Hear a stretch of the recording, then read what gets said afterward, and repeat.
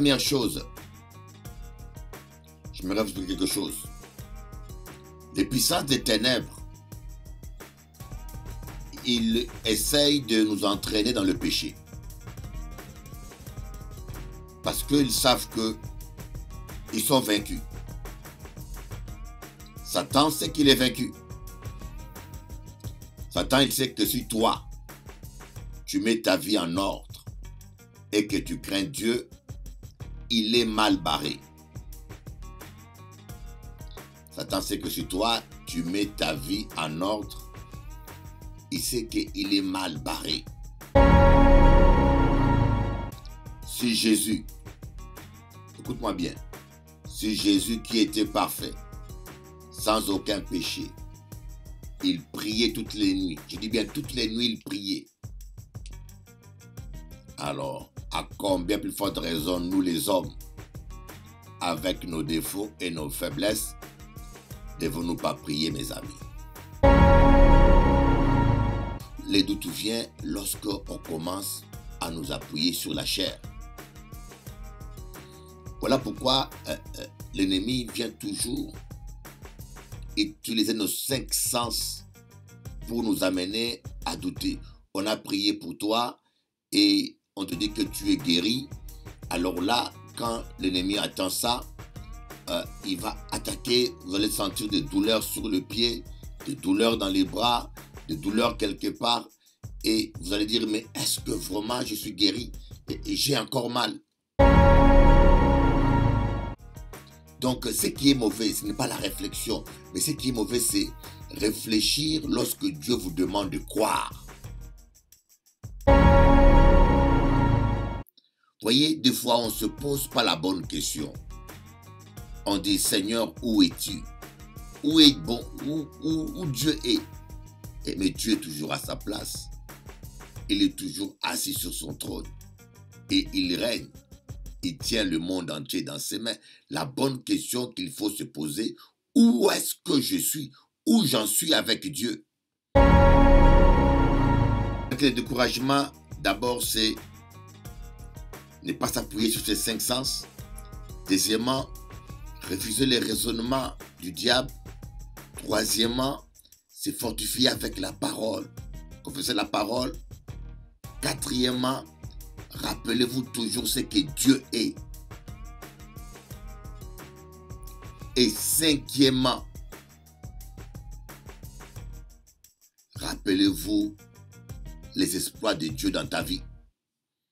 Mon âme bénit l'Éternel et oublie aucun de ses bienfaits. Bonjour, chers amis téléspectateurs. Bonjour, chers amis téléspectateurs.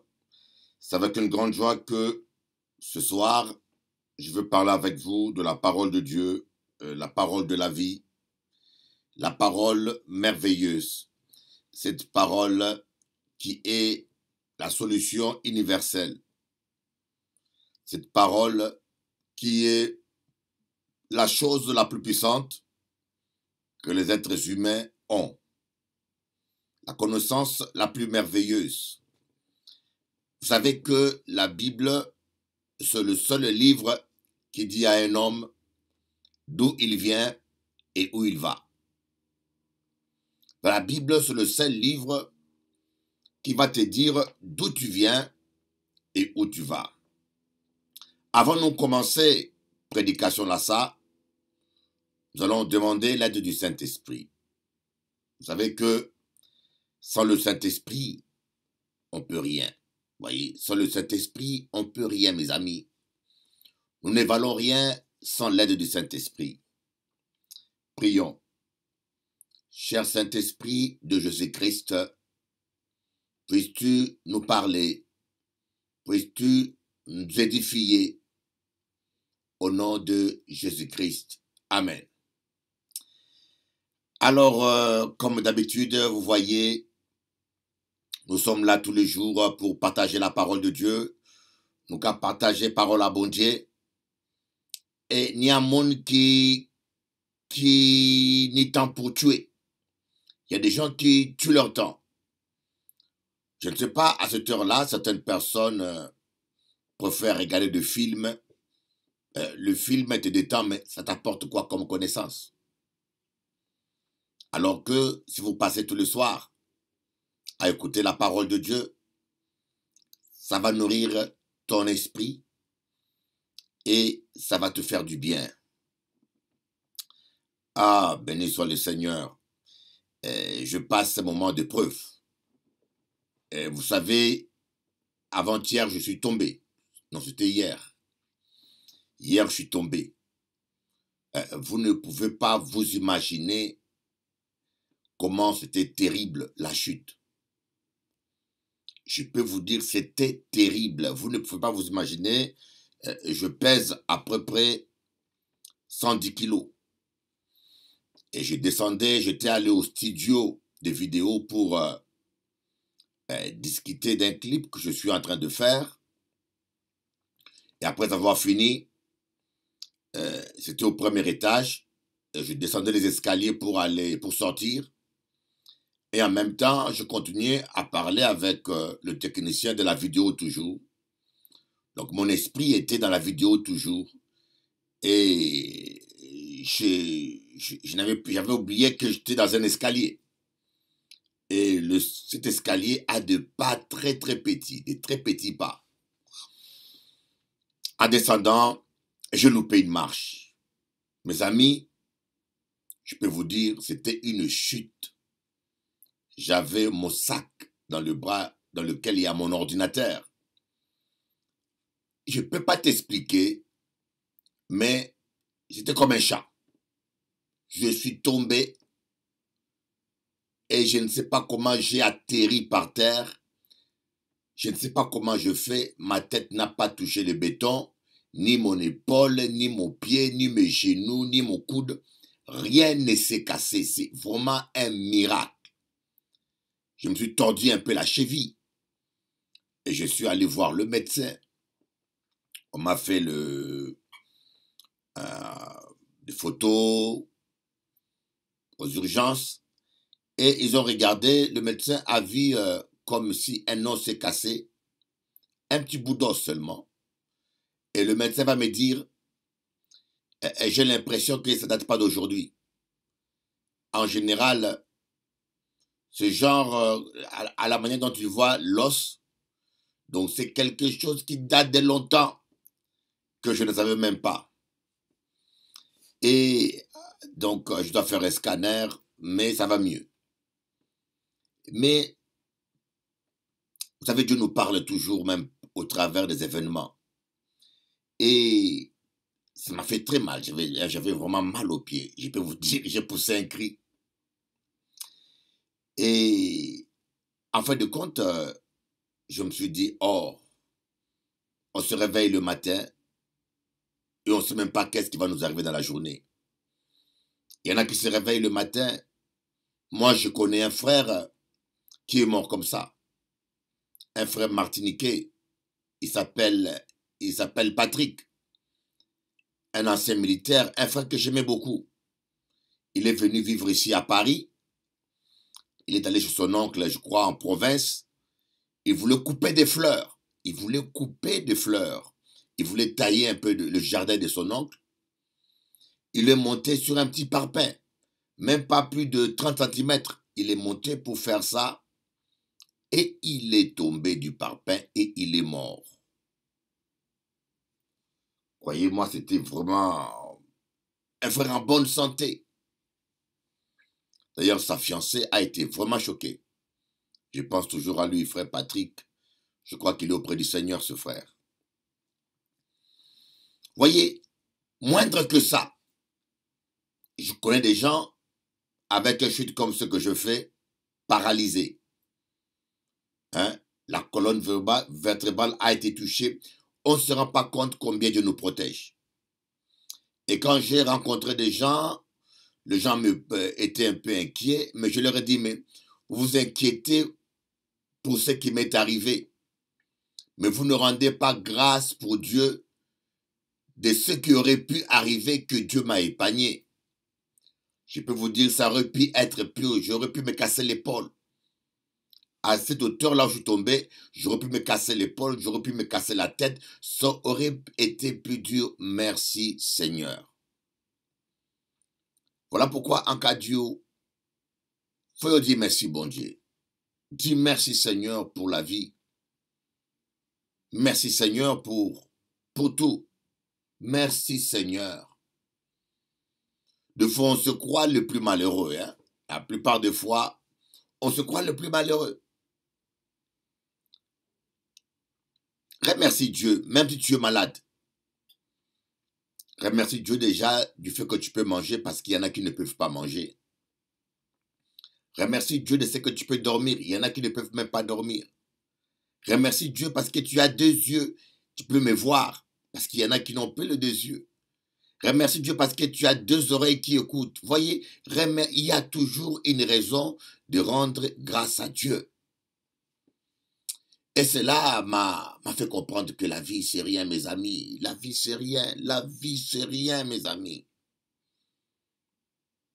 On se bat pour le matériel, pour l'argent, pour ceci, pour cela, pour le sexe. On se fait la guerre comme des stupides. La vie, c'est rien. Que bon Dieu bénisse autres. C'est pour cela, en cas dit, aimons-nous les uns les autres. Aimons-nous, mes amis. Aimons-nous comme Christ nous a aimés. Aimons-nous. À ceci, le monde saura que vous êtes mes disciples si vous avez l'amour les uns pour les autres.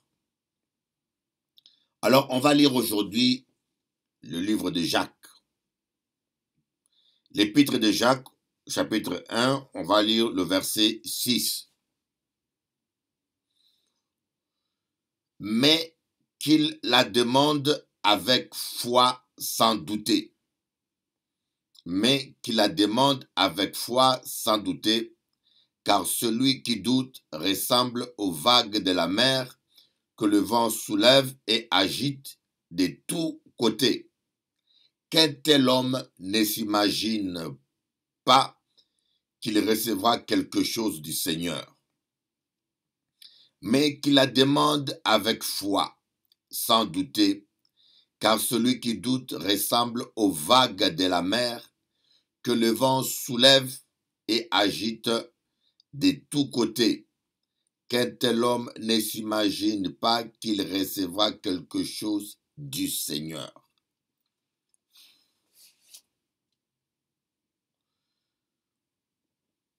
Oh là là là là là là, c'est puissant, hein? Qu'un tel homme ne s'imagine pas qu'il recevra quelque chose de la part du Seigneur. Vous voyez, vous pouvez rien recevoir du Seigneur quand vous êtes dans le doute. Il faut demander avec foi et nous avons beaucoup de gens qui sont en train de prier, beaucoup de gens qui sont en train de jeûner, mais qui n'arrivent pas à vivre la gloire de Dieu et qui se posent des questions, et qui se disent, mais qu'est-ce qui se passe? Nous allons voir par exemple dans Matthieu 21, verset 21. Jésus leur dit alors, je vous le dis en vérité, si vous avez de la foi et que vous ne doutez pas, non seulement vous ferez ce qui a été fait à ce figuier, mais même si vous dites à cette montagne, retire-toi de là et jette-toi dans la mer, cela arrivera. Tout ce que vous demanderez avec foi par la prière, vous le recevrez. Ouh. Matthieu 21, 21. Jésus leur dit alors, je vous le dis en vérité, si vous avez de la foi et que vous ne doutez pas, non seulement vous ferez ce qui a été fait à ce figuier, mais même si vous dites à cette montagne, retire-toi de là et jette-toi dans la mer, cela arrivera. Tout ce que vous demanderez avec foi par la prière, vous le recevrez. Voyez que le doute annule nos prières. Le doute annule nos prières. Voilà pourquoi c'est important de savoir comment vaincre le doute. Comment vaincre le doute?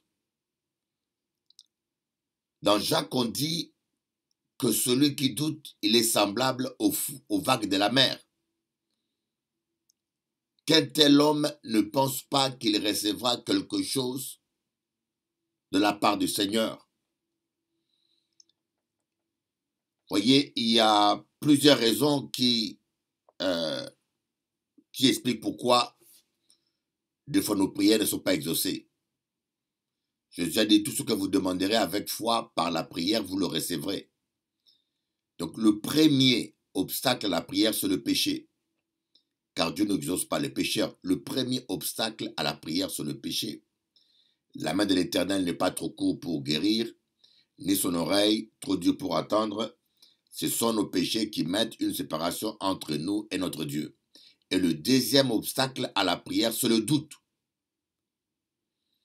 Quand le doute annule la prière, le doute annule la prière.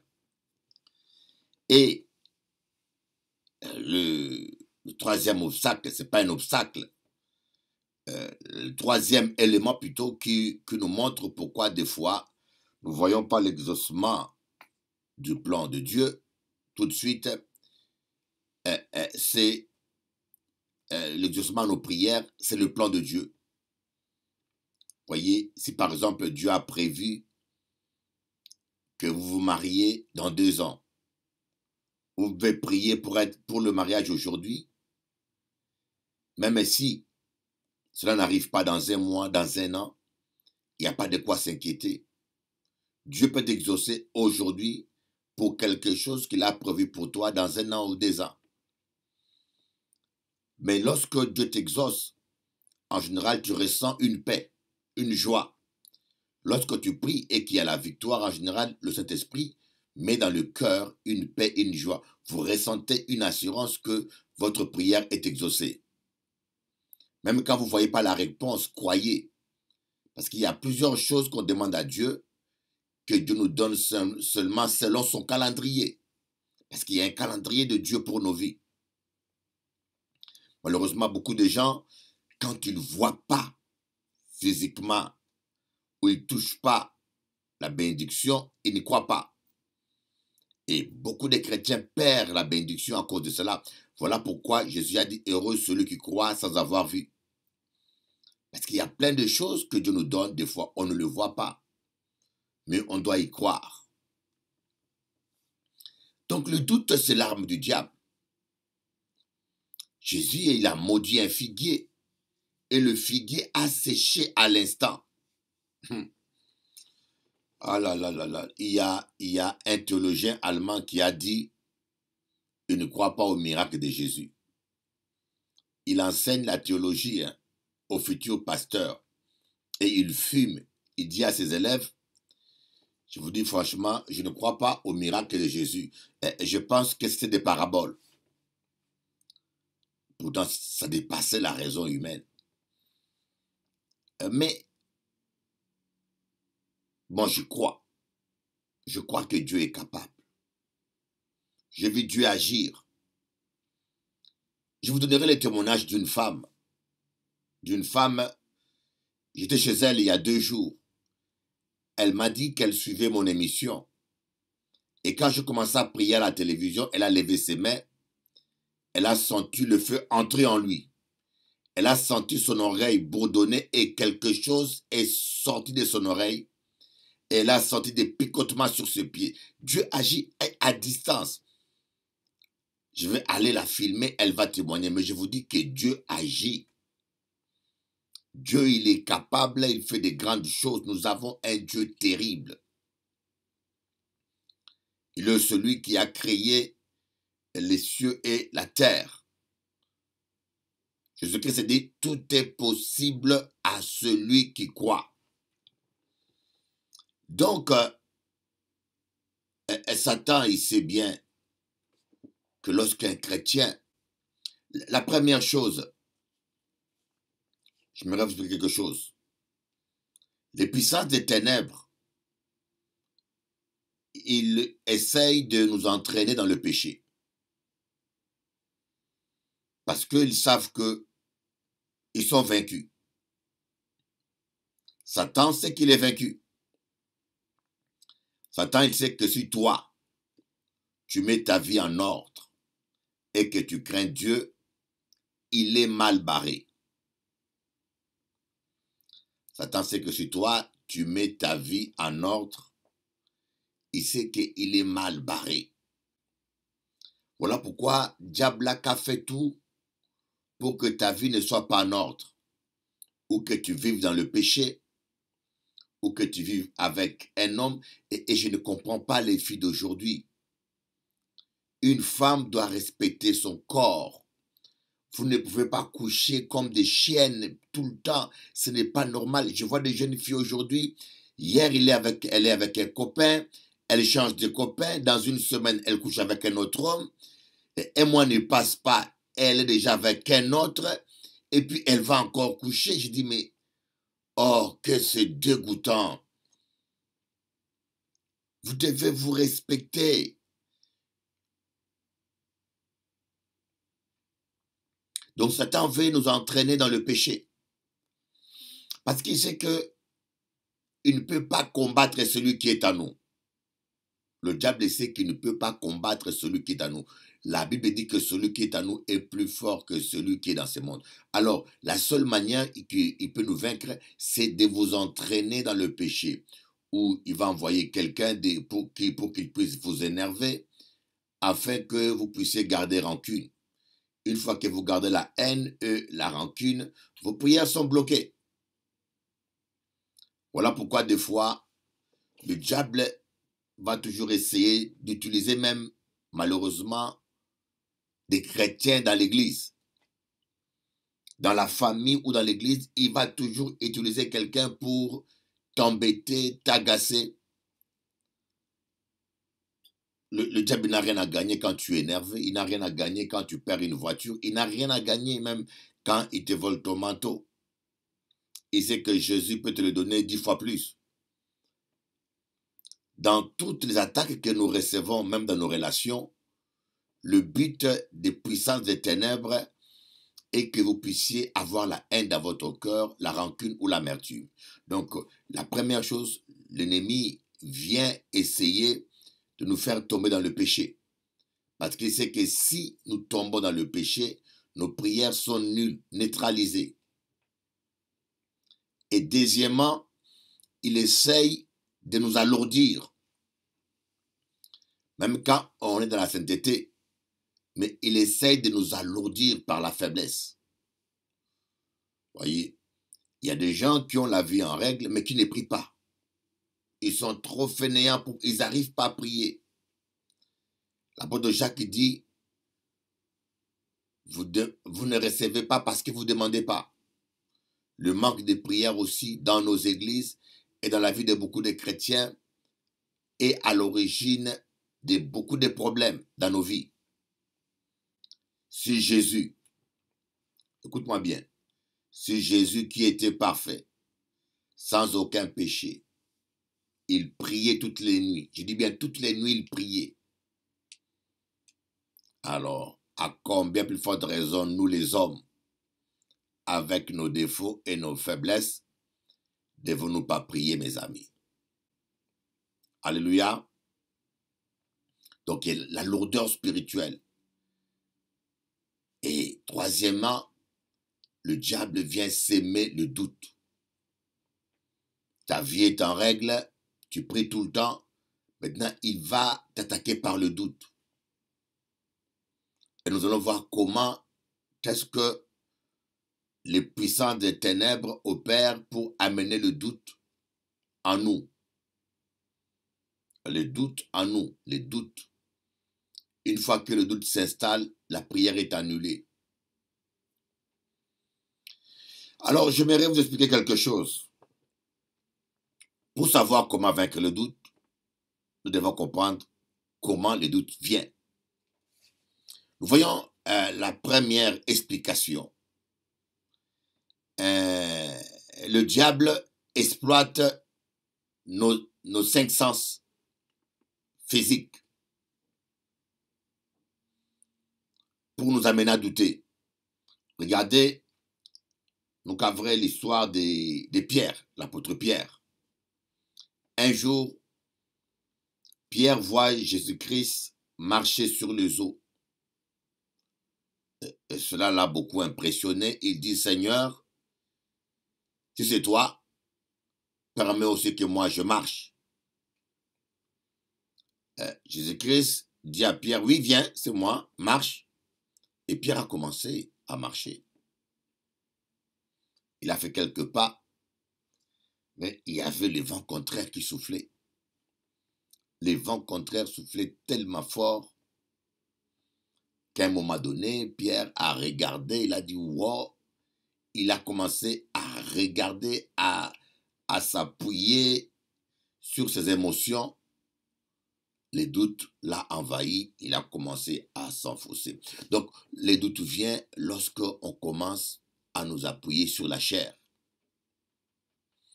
Voilà pourquoi l'ennemi vient toujours utiliser nos 5 sens pour nous amener à douter. On a prié pour toi et on te dit que tu es guéri. Alors là, quand l'ennemi attend ça, il va attaquer, vous allez sentir des douleurs sur le pied, des douleurs dans les bras, des douleurs quelque part, et vous allez dire, mais est-ce que vraiment je suis guéri? Et j'ai encore mal. J'ai encore mal, vous voyez? Et parfois, l'ennemi vient faire le contraire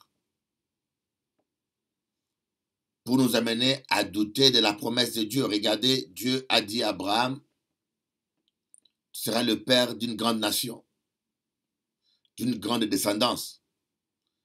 Mais Abraham, et quand le diable a entendu ça, le diable a donné à Sarah la stérilité.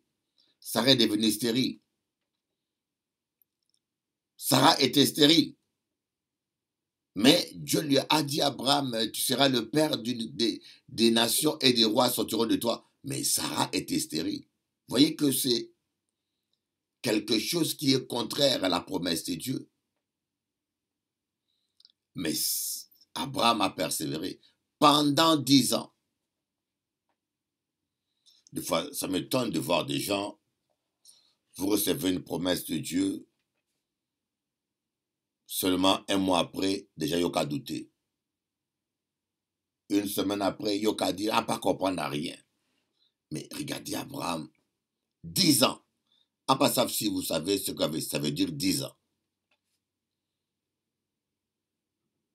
Pendant 10 ans.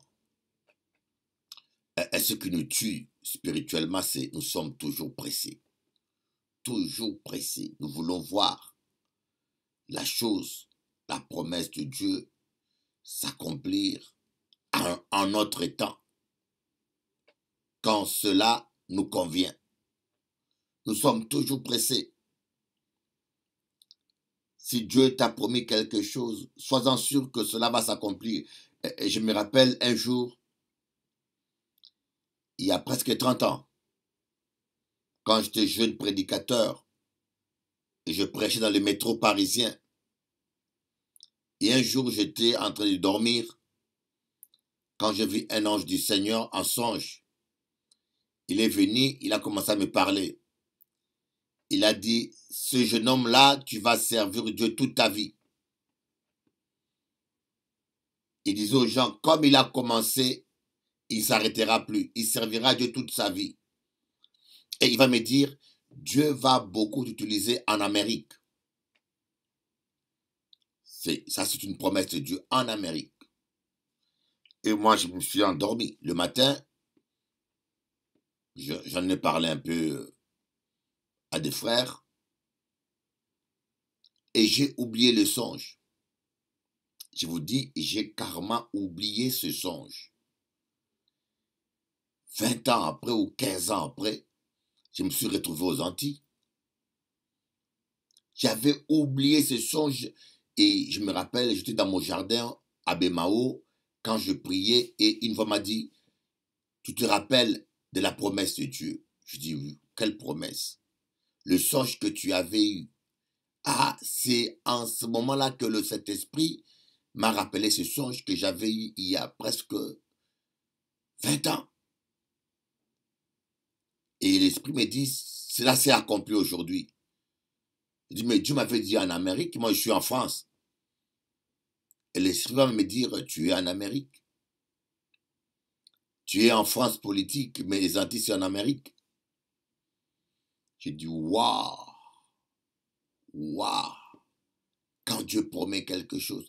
Et c'est vrai que dans la grâce de Dieu, je suis un rare pasteur français, l'un des rares qui prêche dans tous les pays d'Amérique latine, aussi dans les États-Unis. Quand Dieu vous fait une promesse, croyez-moi, ça prendra le temps que ça prendra. Mais cela va s'accomplir. Dieu accomplira sa parole pour toi. Et ne doute pas, je peux te le répéter, ça prendra le temps que ça prendra, mais croyez. Rappelez-vous un peu de 10 lépreux. Ces gens avaient la lèpre. Ils sont allés voir Jésus pour dire, Seigneur, guéris-nous.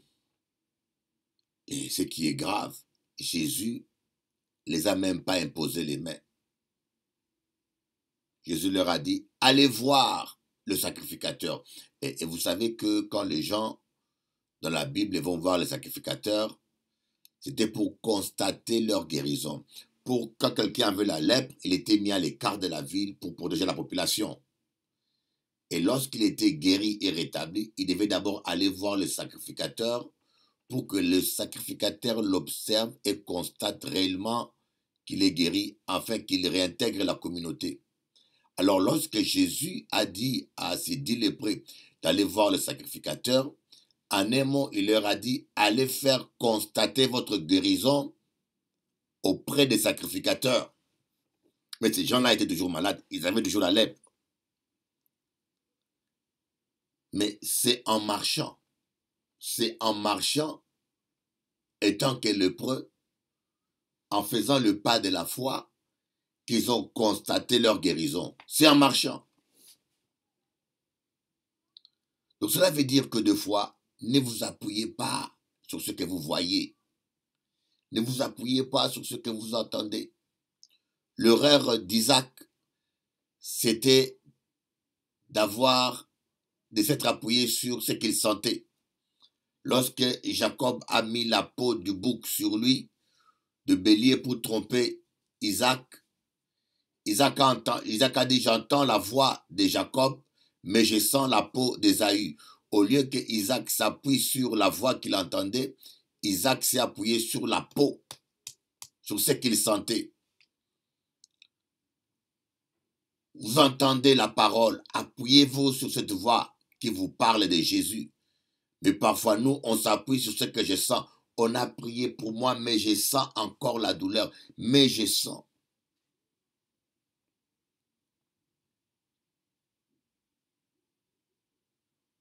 Dieu est fidèle. Ne vous appuyez pas sur vos 5 sens. Même quand vous voyez des signes contraires, même là où il y a vrai signe contraire, même là où médecin a dit le contraire, même quand mon l'a dit le contraire, pas découragé, pas découragé. Bon Dieu ni la solution, bon Dieu ni dernier mot pour Viao. Et la deuxième méthode, le diable vient s'aimer le doute en nous par de faux raisonnements. Le diable vient nous faire raisonner et refuser de répondre aux questions du diable. Voilà, pour vaincre le doute, il faut refuser de répondre aux questions du diable. Et c'est ça l'erreur que Ève a fait.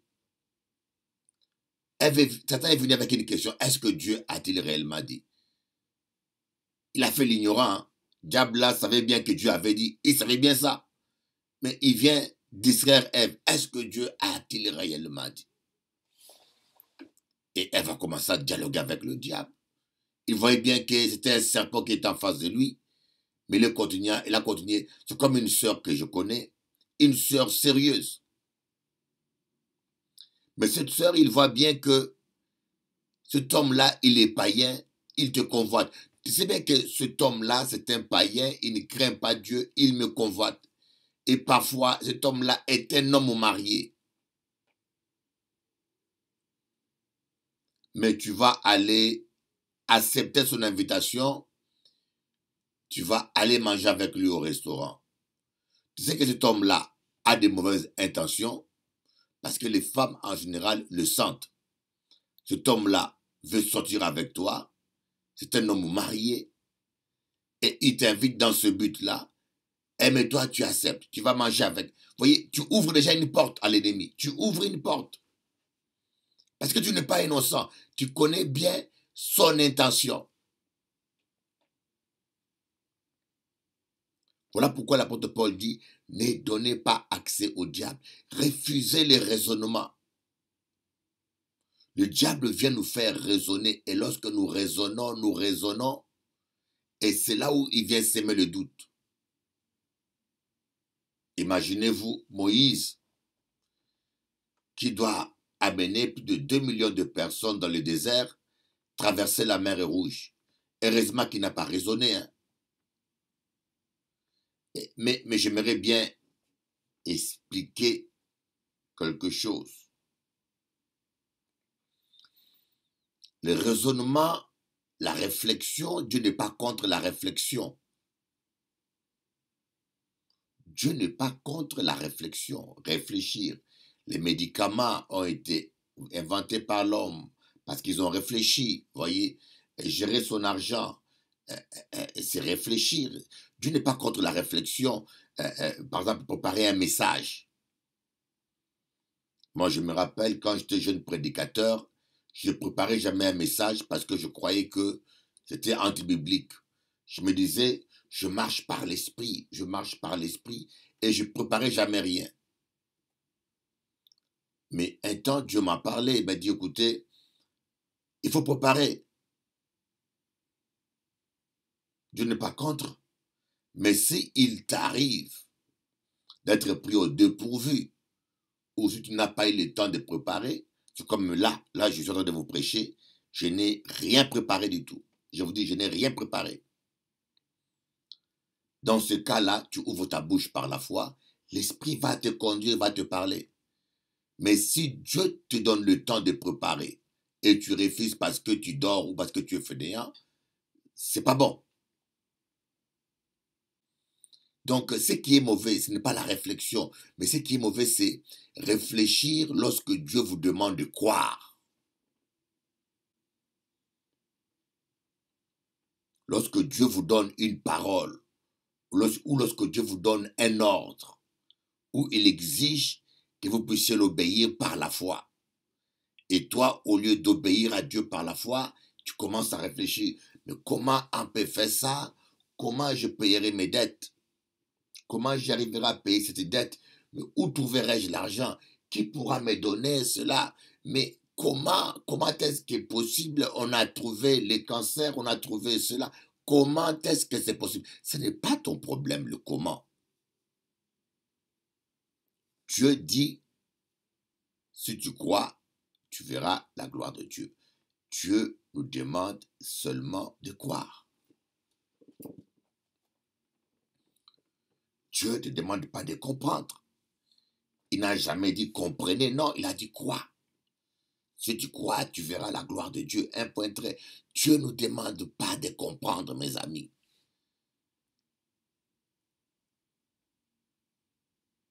Il y a des moments où Dieu nous demande de croire. Et là, l'ennemi, les démons viennent nous amener à réfléchir. Mais est-ce que c'est possible? Est-ce que c'est possible? Et je peux vous dire, et quand vous commencez à raisonner, à réfléchir, c'est là où le doute commence à s'installer. comme j'ai déjà toujours dit, moi, l'un des miracles le plus spectaculaire, je sais, j'ai rencontré un homme à Guatemala, Mariano Riscache. Lui, il a ressuscité 35 morts. Je vous dis bien 35 morts. Mais à la différence, Jésus, lui, il a ressuscité Lazare. Lazare sentait déjà mauvais. Lazare était déjà en décomposition. Lazare sentait mauvais, il était déjà en décomposition. J'aimerais vous expliquer quelque chose.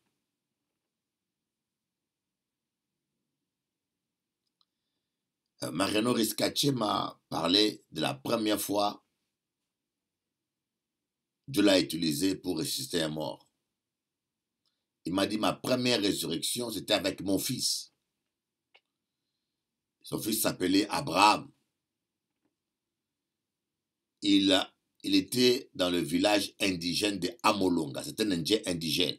À Nicaragua, ils sont très discriminés et très méprisés. Le gouvernement ne s'occupe pas vraiment d'eux. Donc c'était une ville alcoolique. Un soir, il a rencontré Jésus. Il a vu Jésus sur le chemin, qui lui a parlé, il s'est converti. Il a commencé à prêcher l'évangile. Et pendant qu'il rentre à la maison, on l'appelle, on lui dit que ton fils, Abraham, est mort. Il était avec sa femme, ils sont venus là où il y avait le corps.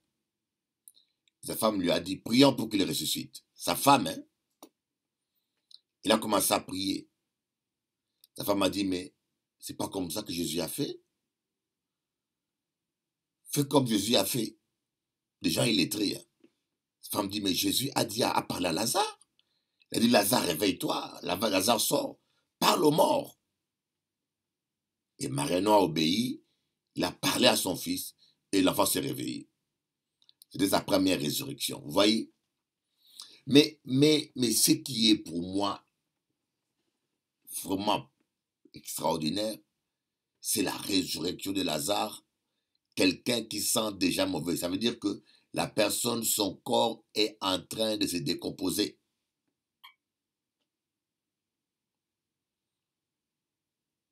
Jésus a dit, ôtez la pierre. Je ne sais pas si vous pouvez... Non, c'est terrible. Arrêtez de raisonner. Croyez simplement. Donc, pour vaincre le doute, il faut faire abstraction de vos 5 sens. Même quand tu sens la douleur, ne t'appuie pas dessus. Même quand tu vois les signes contraires, ne t'appuie pas dessus. Même quand tu attends des paroles contraires, ne t'appuie pas dessus. Confesse que la parole de Dieu, confesse que la parole de Dieu. Deuxième chose, refusez de raisonner lorsque Dieu vous demande de croire. Comment cela arrivera? Ce n'est pas mon problème. Dieu m'a dit, si tu crois, tu verras la gloire de Dieu. Ne crains pas, crois seulement. Il dit, crois seulement. J'aime bien ce mot-là. Crois seulement. Il n'a pas dit réfléchis ou bien raisonne ou comprends. Non, ne crains pas, crois seulement. Nous tombons dans le piège parce que nous commençons à raisonner. Comment est-ce que c'est possible? Tout est possible à celui qui croit.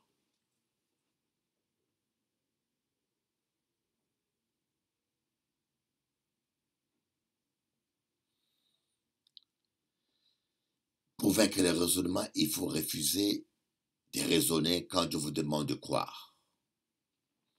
Et pour vaincre les raisonnements, il faut déclarer la parole, apprendre à déclarer la parole, à élever votre foi. Vous savez, des fois, votre foi à ce niveau, le problème à ce niveau. Et quand vous déclarez la parole de Dieu, vous confessez la parole de Dieu, votre foi commence à croître, jusqu'à ce qu'elle devienne plus grande que votre problème. Vous savez, quand vous passez un moment difficile, apprenez à déclarer que la parole de Dieu, à confesser. Ce matin, je prie, hier soir, j'avais douleur au pied et le médecin m'a donné des médicaments. Moi, je ne croyais pas à ce médicament-là. Franchement, je ne croyais pas du tout que Ce médicament allait me soulager. Mais arrivé vers minuit, 23 heures, j'ai dit, bon, je prends quand même. Et j'ai pris, j'étais choqué que la douleur a disparu complètement. J'ai dit, mais c'est efficace parce que j'ai pris les médicaments. Vous voyez, tant que je ne l'ai pas pris, je n'allais pas ressentir les effets. Et ce matin, j'en ai pris aussi. Et je sens plus la douleur dans mon pied. Et c'est ça un peu, vous voyez, les médicaments sont comme la parole de Dieu. Vous avez la parole de Dieu dans vos bras. Mais si vous ne prenez pas les comprimés, c'est que vous n'allez pas vivre le miracle. Et nous prenons les comprimés quand nous confessons la parole de Dieu. Apprenez à confesser la parole de Dieu. Apprenez à déclarer la parole de Dieu. Apprenez à méditer la parole de Dieu. Cela va élever votre foi au-dessus de vos doutes. Plus vous confessez la parole de Dieu, plus votre foi grandit. La foi vient de ce qu'on entend, et ce qu'on entend vient de la parole de Dieu. En tout cas, voilà un peu ce que je voulais partager avec vous. Parce que le doute, c'est ce qui nous empêche de vivre de grandes victoires. Parce que Jésus-Christ a dit, tout est possible à celui qui croit. Je crois que tu peux réussir. Je crois que Dieu t'a équipé. Je crois que tu es un champion. Je crois que tu es une créature merveilleuse de Dieu. Je crois à l'amour de Dieu pour toi. Je crois que le meilleur est devant toi. Je crois vraiment. Si du moins tu es de ceux qui aiment l'Éternel. Pour vaincre le doute, rappelez-vous toujours de ce que votre Dieu est. David dit, je lève mes yeux vers les montagnes, d'où me viendra le secours. Le secours me vient de l'Éternel qui a créé les cieux et la terre. Pour vaincre les doutes, rappelez-vous toujours de ce que Dieu est. Rappelez-vous de ce que Dieu est. Je lève mes yeux vers les montagnes, d'où me viendra le secours. Et le secours me vient de l'Éternel qui a fait les cieux et la terre. Ça veut dire que si ce Dieu a pu faire les cieux et la terre, et mon problème n'est rien pour lui. Mon problème n'est rien, ton problème n'est rien devant Dieu. Et c'est comme ça que je dis à des gens qui sont complètement en contradiction. Ils croient qu'il y a un Dieu qui a créé les cieux et la terre, mais comment tu ne crois pas que ce Dieu-là peut résoudre ton problème? En plus, ce Dieu-là, il t'aime. Il te l'a prouvé qu'il t'aime. Maman créole, tati, tonton, Dieu est avec toi. Vous voyez, des fois, on ne se pose pas la bonne question. On dit, Seigneur, où es-tu? Où est bon, où Dieu est? Mais Dieu est toujours à sa place. Il est toujours assis sur son trône. Et il règne. Il tient le monde entier dans ses mains. La bonne question qu'il faut se poser, où est-ce que je suis? Où j'en suis avec Dieu? Parce que Dieu a promis de ne jamais t'abandonner, de ne jamais te délaisser. Dieu a promis dans sa parole qu'il ne t'abandonnera pas. Dieu n'abandonne jamais ses enfants, mais c'est nous qui abandonnons Dieu. Voilà pourquoi lorsque vous passez des temps difficiles, lorsque la tempête souffle, la première chose, il faut examiner ton cœur, examiner ta vie pour savoir si ta vie est en ordre avec Dieu. Donc, rappelez-vous toujours de ce que Dieu est. Voilà pourquoi vous allez voir dans les psaumes, et David est toujours se rappeler Dieu, il est tout puissant, il a nourri, il se rappelle toujours de ce que Dieu est, de ce que Dieu a fait. Cela va fortifier votre foi. Et enfin, rappelez-vous toujours de ce que Dieu a fait avec vous. Vaincre le découragement, d'abord, c'est ne pas s'appuyer sur ses cinq sens. Deuxièmement, refuser les raisonnements du diable. Troisièmement, c'est fortifier avec la parole. Confessez la parole. Quatrièmement, rappelez-vous toujours ce que Dieu est. Et cinquièmement, rappelez-vous les exploits de Dieu dans ta vie. Mon âme bénit l'Éternel et oublie aucun de ses bienfaits. Vous voyez, David, lorsqu'il était devant Goliath, il s'est rappelé de la victoire qu'il a eue contre un ours. Il s'est rappelé de la victoire qu'il a eue contre un lion. Et il s'est dit, si je peux tuer un lion à main nue, si Dieu m'a donné la victoire pour tuer un lion à main nue, donc il me donnera aussi la victoire contre cet homme incirconcis. Mais malheureusement, je peux vous dire, c'est triste, la plupart des fois, on se rappelle toujours de nos échecs. Comment tu peux avoir la foi quand tu te rappelles toujours de tes échecs? Et le pire, des fois, on se rappelle des échecs injustifiés. Si je sais que j'avais échoué hier parce que j'ai été dans le péché, donc je connais les raisons de mon échec, donc je connais comment éviter l'échec. Si je sais que j'ai échoué hier parce que je n'ai pas agi au temps de Dieu, donc je connais les raisons de mon échec, voyez. Mais quand vous avez des échecs et vous ne connaissez pas les raisons de votre échec, cela sème une incrédulité, un doute. Et dans l'avenir, quand vous aurez le même problème, vous allez paniquer. Parce que vous ne savez pas pourquoi hier vous avez échoué. La plupart des fois, on se rappelle toujours de nos échecs. Mais rappelez-vous de ce que Dieu a fait dans votre vie. Rappelez-vous de ce que Dieu a fait pour vous. Rappelez-vous les bienfaits de l'Éternel. Il est un Dieu bon, il est un Dieu merveilleux, il est un Dieu grand. Et moi, j'ai la certitude que tu vas t'en sortir, Tati.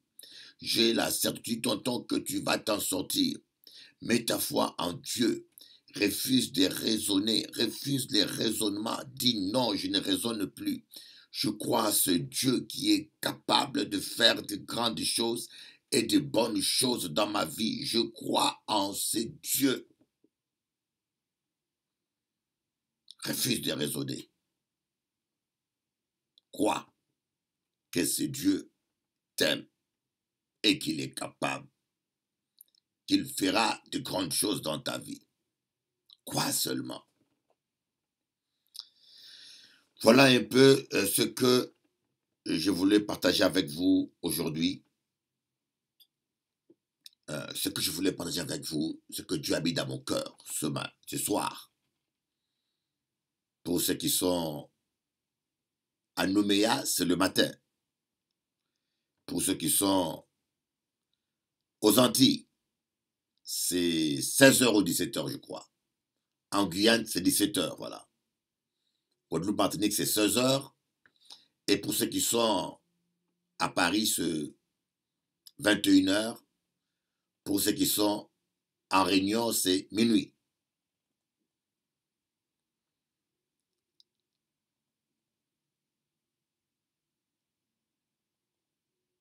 Croyez en Dieu. J'aime bien ce cantique qui dit « Tout est possible à celui qui croit. C'est la loi de la foi. Croire au Seigneur affermit le cœur en face du danger.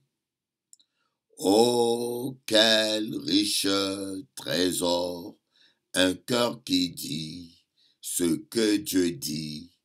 Sa foi vaut plus que l'or. Dieu l'honore et le bénit. Amen. C'est une richesse de croire en Dieu. Il y a toute une hygiène de vie. Voilà pourquoi c'est important, comme je vous dis, de lire et de méditer la parole de Dieu. Heureux l'homme qui lit et qui médite la parole de Dieu. L'une des raisons pour laquelle on dit heureux l'homme qui lit et qui médite la parole de Dieu, vous allez voir, on dit tout ce qu'il fait réussit. Mais pourquoi tout ce qu'il fait réussit? Parce qu'il le fait avec foi. Tout est possible à celui qui croit. Tout ce qu'il fait réussit parce qu'il le fait avec foi. Mais d'où vient cette foi-là avec laquelle il réussit? Cette foi-là vient de la parole de Dieu qu'il lit et qu'il médite nuit et jour. Heureux l'homme qui lit et qui médite la parole de Dieu jour et nuit. Pourquoi? Parce que en lisant et en méditant la parole de Dieu jour et nuit, tu nourris ta foi. Car la foi vient de ce qu'on attend. Et cette foi-là va te nourrir et va permettre que tout ce que tu vas faire dans la vie avec foi va réussir. Voilà. Prenez le temps de lire la parole de Dieu. Ne soyez pas dans la distraction à écouter des histoires qui ne mènent à rien. La vie est un cadeau de Dieu. Je voulais vous dire que je vous aime. Et je vous bénis. Lève tes mains. Crois seulement. Quelle que soit ta maladie, lève une main vers l'écran, une main là où tu as mal. Crois seulement. Voyez, Jésus voulait prier pour un enfant qui était malade. Un serviteur ou un enfant, et son maître lui a dit, le maître de l'enfant, il a dit, écoutez, Seigneur, dis seulement une parole. Ce n'est pas la peine que tu puisses te déplacer. C'est une perte de temps. Dis seulement une parole. Il te sera fait selon ta foi. Je vais prier pour toi maintenant. Si tu crois, tu vas expérimenter la guérison. Ferme tes yeux. Koria baba soto koro baba rama yoto korianda kaba shitaraba sondo. Korianda kaba yeta kaba shotoroba yaba kondomana sanda. Le sang de Jésus. J'invoque le sang de Jésus sur tous les auditeurs. Je prends autorité sur tout esprit de maladie, tout esprit de sorcellerie. Je viens te montrer le sang de l'agneau, le sang qui a coulé à la croix de Golgotha. Tu es lié et tu es vaincu. Ta place est dans le lieu aride. Je t'ordonne au nom de Jésus-Christ, le Fils de Dieu, tu quittes la vie de mon frère, tu quittes la vie de ma sœur. Au nom de Jésus-Christ, le Fils de Dieu, je t'ordonne de quitter la vie de mon frère, de quitter la vie de ma sœur. Au nom tout-puissant de Jésus-Christ, le Fils de Dieu, je déclare la victoire de la croix maintenant.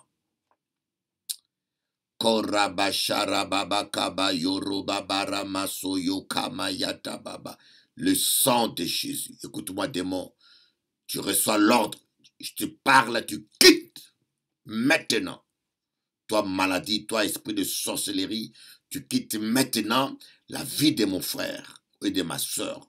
Je te chasse. Cancer, disparaît. Maladie, disparaît maintenant.